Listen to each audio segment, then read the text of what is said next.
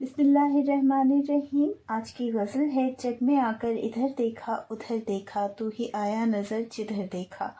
और इसके शायर हैं ख्वाजा मीर दर्द। ख्वाजा मीर दर्द की बात की जाए तो क्लासिकल शायरी में आप बहुत नुमाया मुकाम रखते हैं। न सिर्फ ये बल्कि आपके कलाम की सादगी, रवानगी और गहरी मानवियत एक आपके कलाम को जुदागाना हैसियत देती है। ये शेर ख्वाजा मीर दर्द के रूहानी और सूफियाना रंग को ज़ाहिर करता है। बुनियादी तौर पर इसमें हमें सूफियाना अंदाज देखने को मिलेगा, जिसमें दुनिया की हर चीज़ में इसे सिर्फ़ और सिर्फ अपने महबूब हकीकी अल्लाह की झलक नज़र आती है।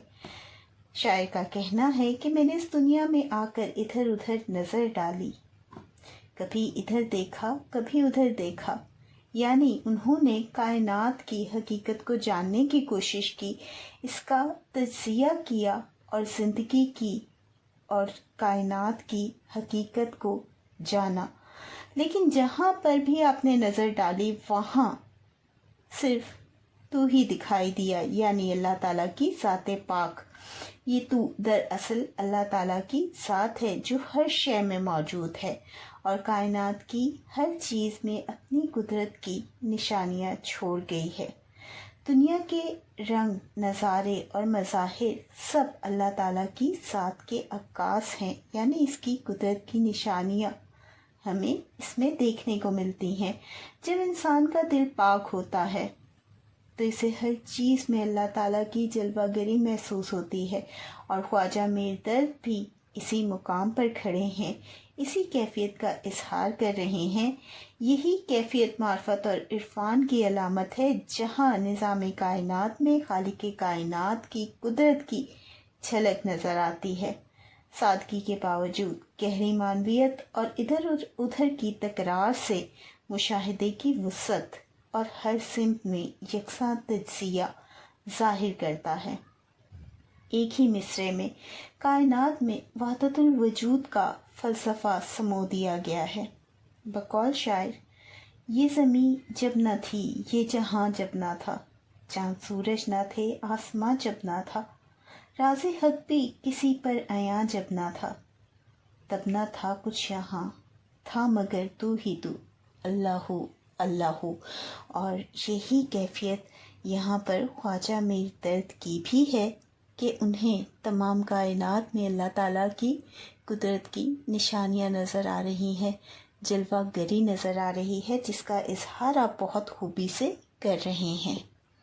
यहाँ आप इस शेर का भी हवाला दे सकते हैं। कुछ नज़र आया न फिर जब तू नज़र आया मुझे, जिस तरफ देखा मुकामे हूँ नज़र आया मुझे। अब इसी शेर को अगर हम इश्क़ मजाजी के तनाजुर में देखें, ये कैफियत आशिक के दिल में मुकम्मल वाबस्तगी और दीवानगी की अक्कासी करती है। जब मोहब्बत अपनी शिद्दत को पहुंचती है तो आशिक को दुनिया के हर मंज़र में अपने महबूब ही की सूरत नज़र आती है। ये एक ऐसी महवियत है जहां बाकी सब मिट जाता है और सिर्फ एक ही हस्ती दिलो दिमाग पर छा जाती है। लेकिन बुनियादी तौर पर ये इश्क़ हकीकी के हवाले से शेर है, लेकिन तशरीह में हम दोनों हवाले देंगे। जान से हो गए बदन खाली, जिस तरफ तूने आँख भर देखा। ये शेर इश्क़ मजाजी के तनाजुर में है और एक कैफियत है, एक हालत है जो कि जिसका आप इजहार कर रहे हैं, बयान कर रहे हैं। ये शेर महबूब की नज़र के असर और शिद्दत मोहब्बत को बयान करता है कि मोहब्बत में जब शिद्दत हो और महबूब की नज़र में असर हो तो कैफियत खुद ही पैदा होती है और इंसान बेबस हो जाता है। शायर यहाँ अपनी कैफियत को ज़ाहिर करते हुए कहते हैं कि जब महबूब की एक नज़र आशिक पर पड़ती है कि गोया इसकी जान निकल गई हो, बदन में रूह बाकी ना रही हो। यहाँ जान से खाली होना महज जिस्मानी मौत नहीं, कि हम ये नहीं कह सकते कि ये जिस्मानी मौत है, बल्कि इश्क़ इंतहा और जज्बात की शिद्दत में एक कैफियत है, यानी ये एक कैफियत है। बेखुदी को आप बहुत खूबसूरती से बयान कर रहे हैं। मज़ीद शायर का कहना है कि महबूब की گہری اور بھرپور نظر جس سمت پڑتی ہے وہاں کا منظر، وہاں کے لوگ یا کوئی چیز بھی غیر معمولی اثر میں آ جاتی ہے کہ وہ تو نظر ہے ہی اس قدر گہری اور پر اثر، ایسا جادو ہے اس میں کہ وہ جس سمت پڑتی ہے وہاں پر موجود ہر چیز اس کے اثر میں آ جاتی ہے۔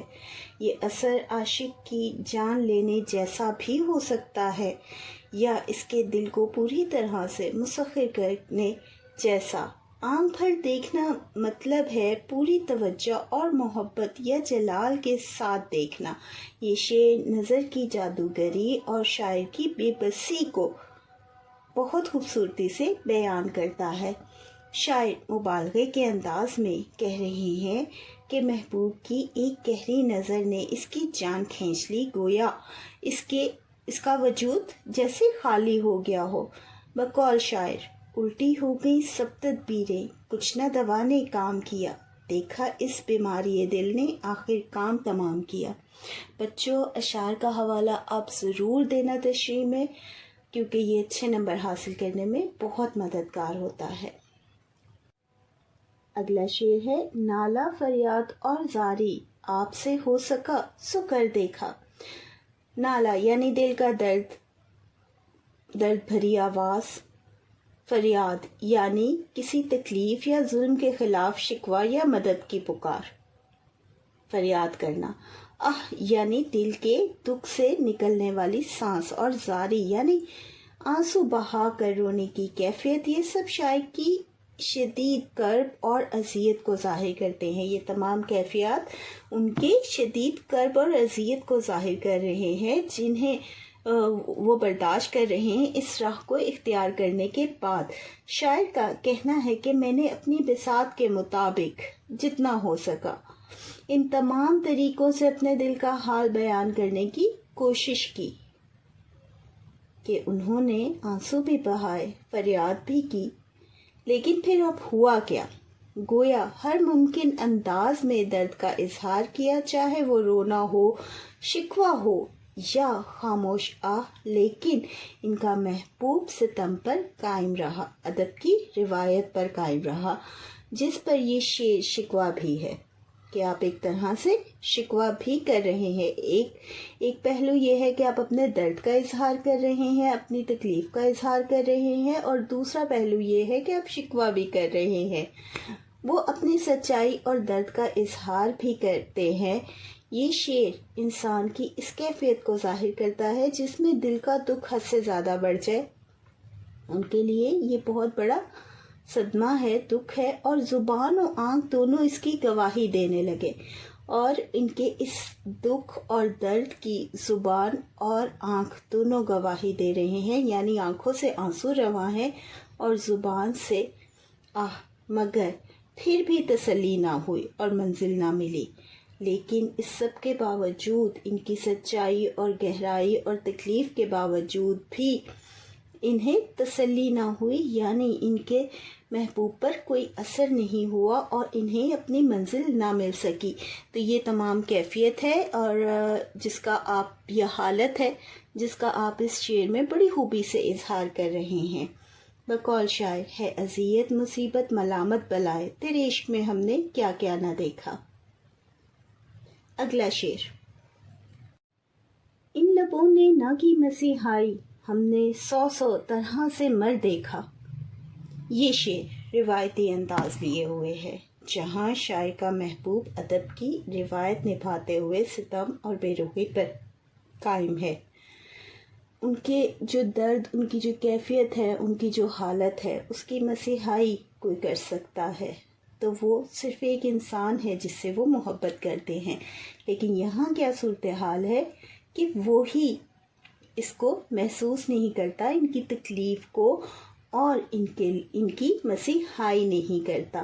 تو یہ تمام جو ہے کیفیت ہے بنیادی طور پر جسے ہم دیکھیں گے، جس کا شکوہ بھی یہاں دیکھنے کو ملتا ہے، شاعر کی سچائی اور درد بھی، کہ ایک تو شکوہ ہے اور دوسرا سچائی اور درد ہے، کہ وہ سچے ہیں تو پیچھے نہیں ہٹے، قدم پیچھے نہیں لیے، اور تکلیف کے باوجود اسی راہ کو اختیار کیے ہوئے ہیں، ان کا محبوب ہی ان کی مسیحائی کر سکتا ہے، لیکن ایسا ممکن نہیں ہو پاتا۔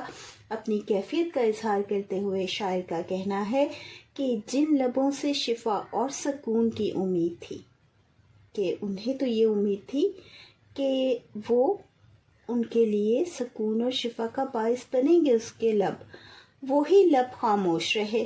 اس سارے درد اور تکلیف دہ سفر کے باوجود وہی لب خاموش رہے یا بے اثر ثابت ہوئے۔ مسیحائی سے مراد حضرت عیسیٰ علیہ السلام کی طرح زندگی اور راحت دینا ہے، یعنی یہ اللہ تعالیٰ کی طرف سے انہیں معجزہ عطا کیا گیا تھا اور اللہ تعالیٰ کے حکم سے وہ یہ کام کرتے تھے۔ یعنی شاعر چاہتا ہے کہ محبوب کی باتیں، مسکراہٹ یا الفاظ اس کے زخموں کا علاج کرے۔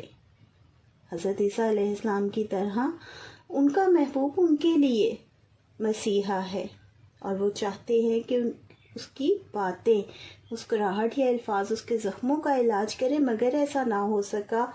ان کی حالت اور درد ان کے محبوب پر کوئی اثر نہیں کیا، یہی وجہ ہے ان کے درد کی۔ شاعر کا کہنا ہے کہ ہم نے 100 طرح سے مر دیکھا، یعنی اس کا یہ رویہ ان کے لیے مرنے جیسا ہے۔ یہ زخم، یہ چوٹ، یہ درد، یہ مبالغہ ہے جس میں شاعر اپنی اذیت کی شدت کو بیان کر رہے ہیں، کہ یعنی اس سے ہمیں ان کی اذیت کی شدت کا احساس ہوتا ہے۔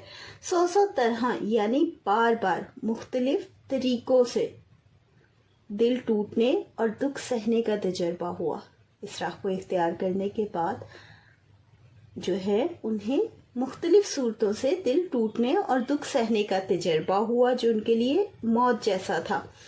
مطلب یہ کہ محبوب کی بے نیازی نے شاعر کو ہر ممکن ذہنی اور جذباتی موت کا سامنا کروایا۔ شاعر محبوب سے شفا اور سکون کی امید لگائے بیٹھا تھا، مگر وہ امید پوری نہ ہوئی۔ اس کے بجائے اسے بار بار مایوسی، درد اور ناکامی کا سامنا کرنا پڑا، جو بار بار شاعر کے لیے موت کے مترادف تھا۔ اس کے حوالے سے ہم خواجہ میر درد کے ہی ایک شعر کا حوالہ دیں گے۔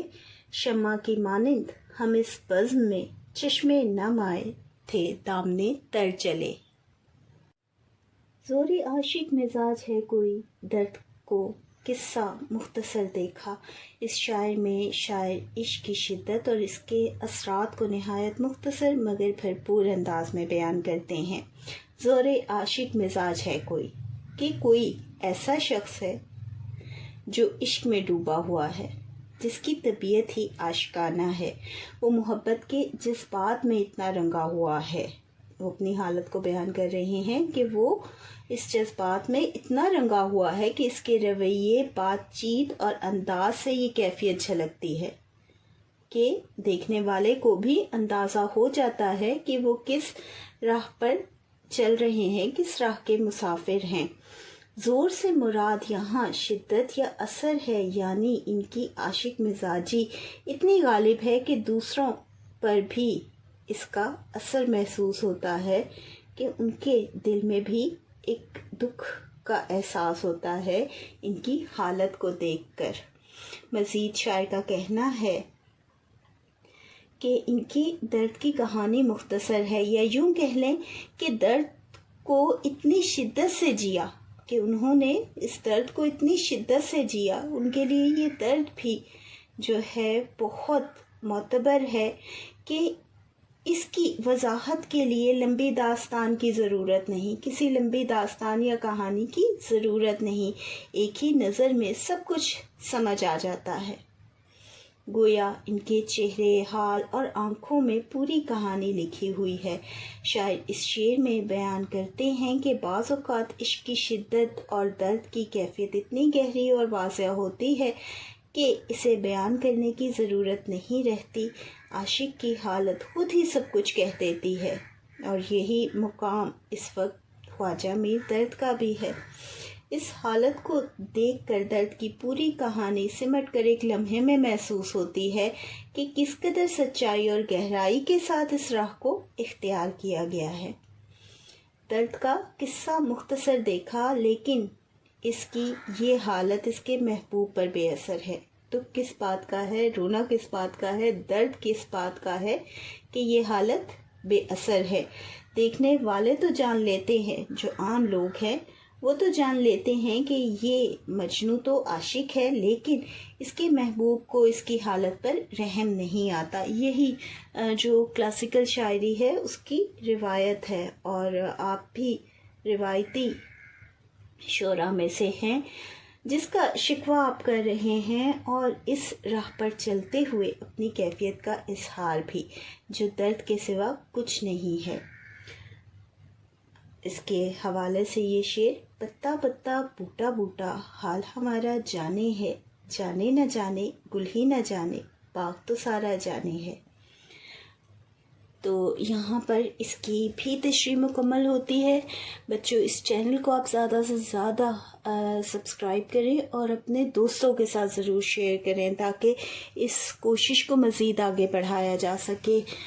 اور اگر ہم اس غزل کے حوالے سے بات کریں تو یہ جو ہے ہمیں کلاسیکل شاعری کے انداز کو دکھاتی ہے، جہاں پر عشق حقیقی بھی ہے اور عشق مجازی بھی، جو کہ بہت خوبی سے آپ نے بیان کیا۔ عشق حقیقی کے حوالے سے بات کریں تو بہت گہرے معنی کے ساتھ آپ نے عشق حقیقی کا، صوفیانہ رنگ کا، روحانیت کا اظہار کیا۔ اور اگر ہم بات کریں عشق مجازی کی تو اس میں بھی آپ کی سچائی اور درد نمایاں ہے۔